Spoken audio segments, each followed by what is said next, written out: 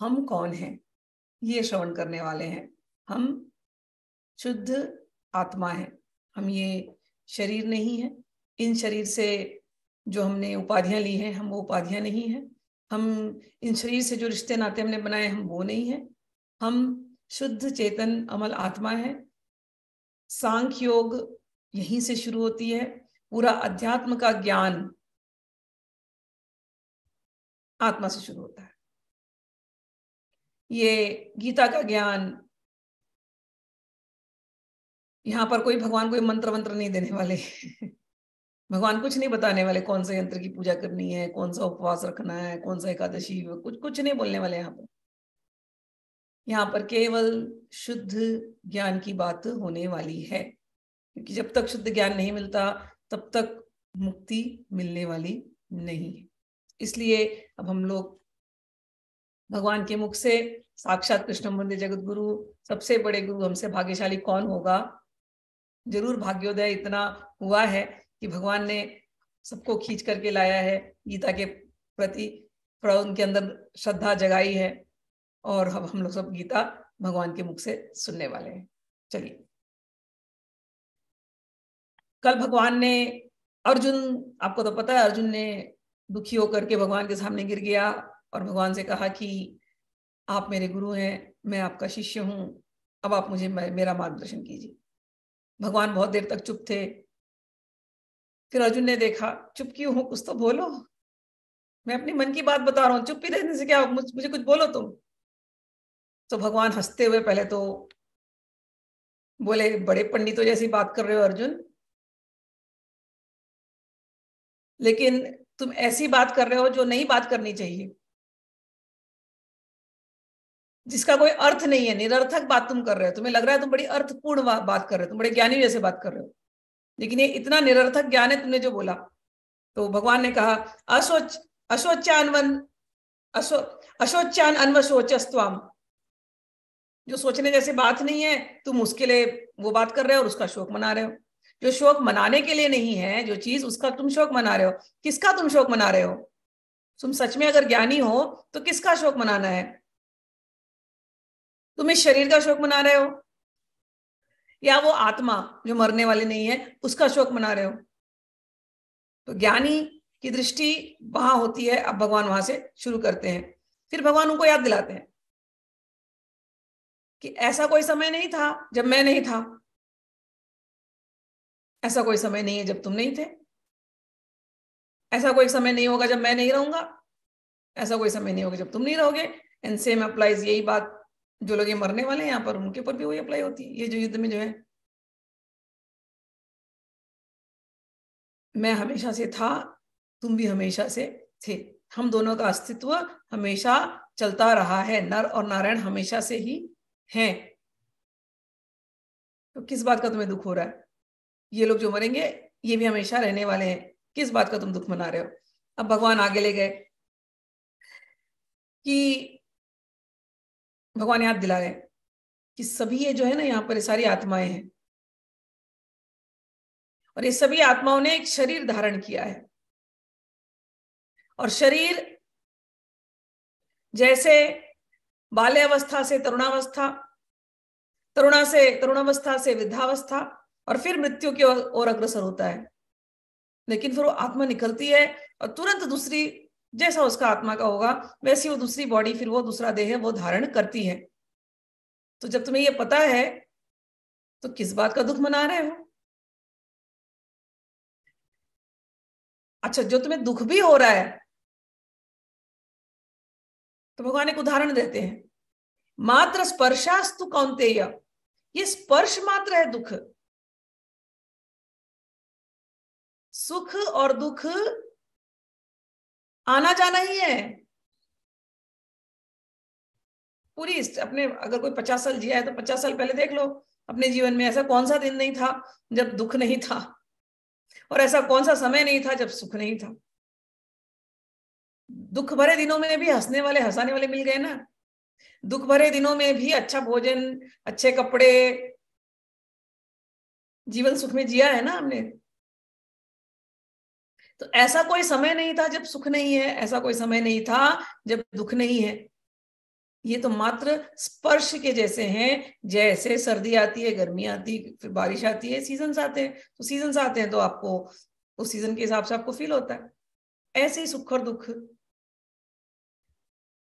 ये उनका अंतर्धान होना, भगवान कहते हैं सर्दी तथा गर्मी की ऋतुओं के आने जाने के समान है।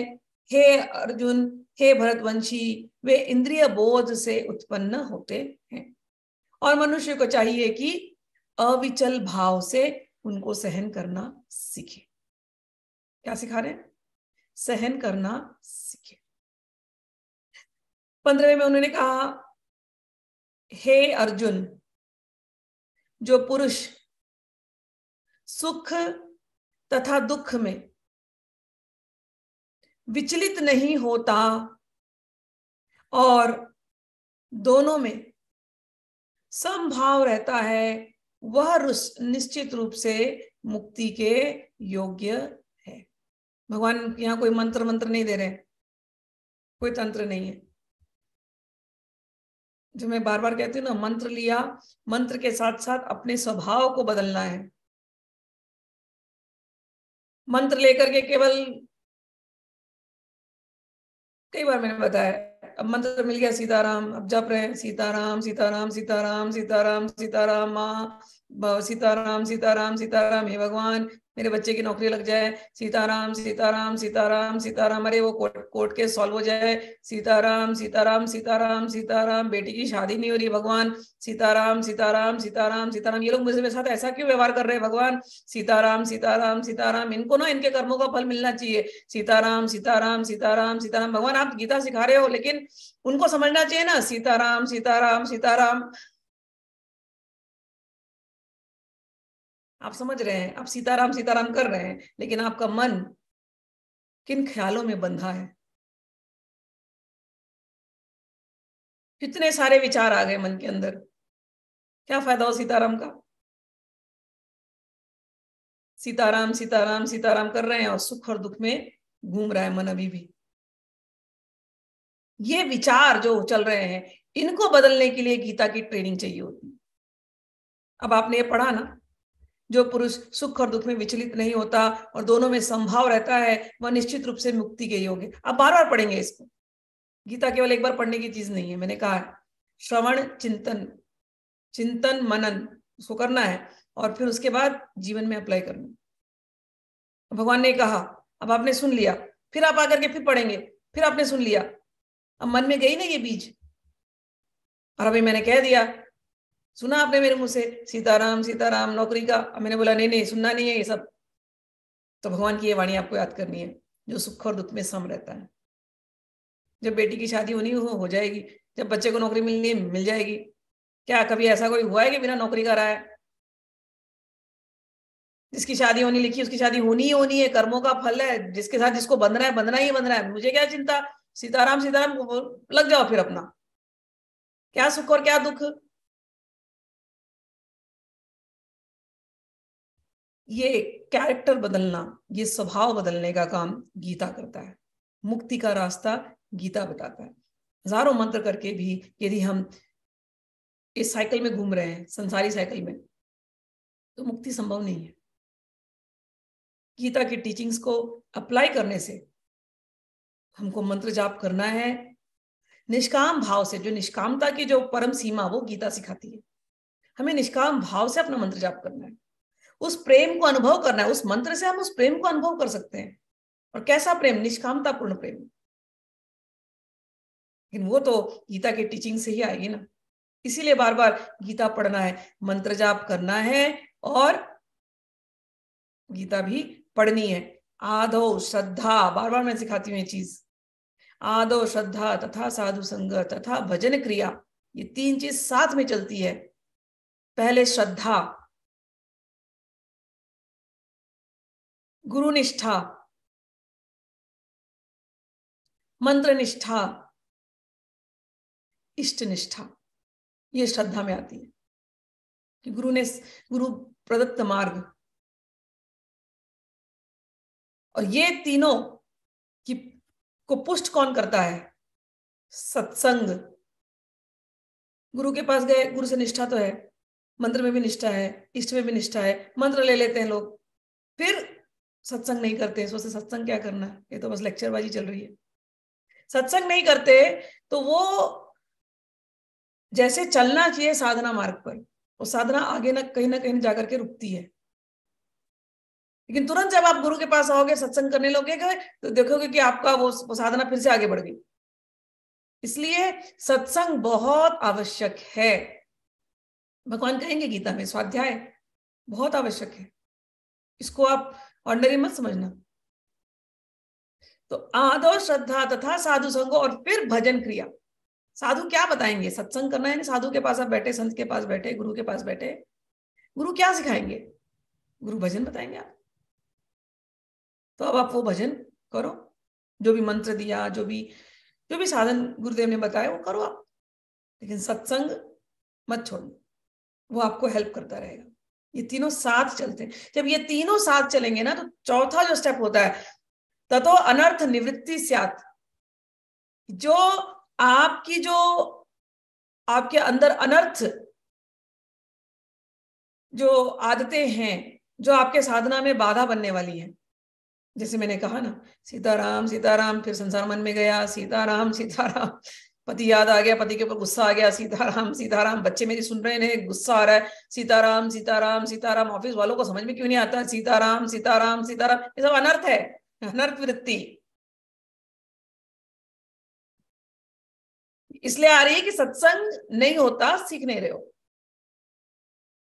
लेकिन जब सत्संग हो रहा है, भजन क्रिया हो रही है सिंसियरली, तो ये जो अनर्थ की जो आदतें हैं, जो साधना में बाधा प्रकट कर रही हैं, ये आदतें चली जाएंगी। जब ये आदतें चली जाएंगी, तब जाकर के जो है निष्ठा, रुचि उस मंत्र के प्रति, उस मार्ग के प्रति फिर रुचि पैदा होती। रुचि मीन्स इंटरेस्ट। निष्ठा मतलब अब स्ट्रॉन्ग फेथ हो जाता है कि हम सही रास्ते चल रहे हैं। अपने हृदय की शुद्धि होती है, हमें पता चलता है how we are, how beautiful we have become, अपने आप पता चलता है। निष्ठा, रुचि, और जब ऐसा हो जाता है फिर आसक्ति हो जाती है इस मार्ग पर कि अब आप सही मार्ग पर हो। और जब ऐसा होने लगता है आसक्ति कि आप मंत्र के बिना नहीं रह सकते, आप भगवान के बिना नहीं रह सकते, आप सत्संग के बिना नहीं रह सकते, तब कहीं जाकर के भक्तों के अंदर प्रेम, शुद्ध प्रेम, विशुद्ध प्रेम प्रकट होता है। इसलिए सत्संग ये कोई ऑर्डिनरी सत्संग नहीं है, बहुत भाग्योदय होता है तब कहीं गीता के प्रति रुचि आती है, नहीं तो गीता से रिपल्शन होना शुरू होता है, मैंने देखा। कहीं कुछ पुण्य उदय हुआ तो भगवान की बातें सुनने का आज मौका मिला है, तो छोड़ना नहीं इस मौका को। लॉटरी लगी आप लोगों की, छोड़ना नहीं।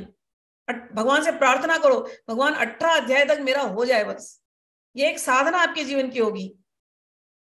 संकल्प, भगवान कुछ भी करना, 18 अध्याय हमारा पूरा हो जाए, ठीक है।